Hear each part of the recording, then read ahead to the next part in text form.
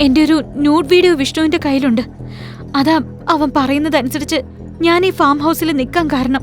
തോക്കും കയ്യിൽ പിടിച്ച് തന്റെ മുൻപിൽ നിൽക്കുന്ന കള്ളന്മാരുടെ മുൻപിൽ താൻ എങ്ങനെയാണ് ഇത്തരം ഒരു ഫാം ഹൗസിൽ എത്തപ്പെട്ടത് എന്ന് റോഷ്നി വിവരിച്ചു. ഇവിടെ നീ മാത്രമേ ഉള്ളോ അതോ വേറെ വല്ല പെൺപിള്ളേരെ അവൻ കയറ്റാറുണ്ടോ?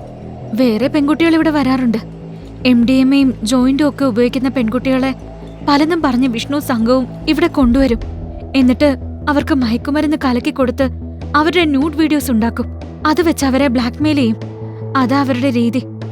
ഇവിടെ അവരുടെ പണം ഇരിക്കുന്നത് എവിടെയാണെന്ന് എനിക്കറിയാം. ഞാനത് കാട്ടിത്തരാം. അതിന് പകരമായിട്ട് എന്നെ ഒന്നും ചെയ്യാതിരുന്നാ മതി.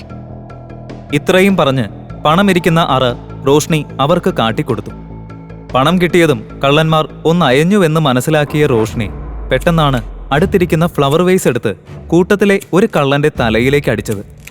എന്നാൽ റോഷ്നിയിൽ നിന്നും അങ്ങനെയൊരു നീക്കം മുൻകൂട്ടി കരുതിയിരുന്ന കള്ളന്മാർ അത് തടയുകയും റോഷ്നിയെ കീഴ്പ്പെടുത്തുകയും ചെയ്തു.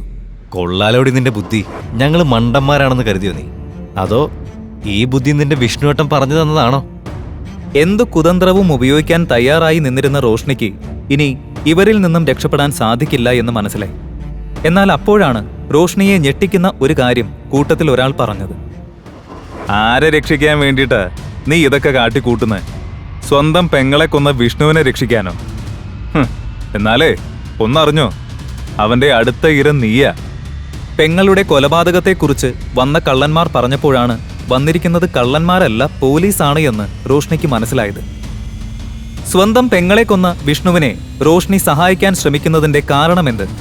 ക്രിമിനലുകളുടെ പാർപ്പിടമായ ആ ഫാം ഹൗസിലേക്ക് പോലീസ് എന്തുകൊണ്ട് കള്ളന്റെ വേഷമണിഞ്ഞു വന്നു? ആസ്വാദകനെ അനുനിമിഷം ത്രില്ലടിപ്പിക്കുന്ന cinematic audio show detective Kuruvila ഇപ്പോൾ ആസ്വദിക്കാം കുക്കു FM-ലൂടെ. കൂടുതൽ ഓഡിയോ ഷോകൾക്കായി ഇപ്പോൾ തന്നെ ആപ്പ് ഇൻസ്റ്റാൾ ചെയ്യൂ.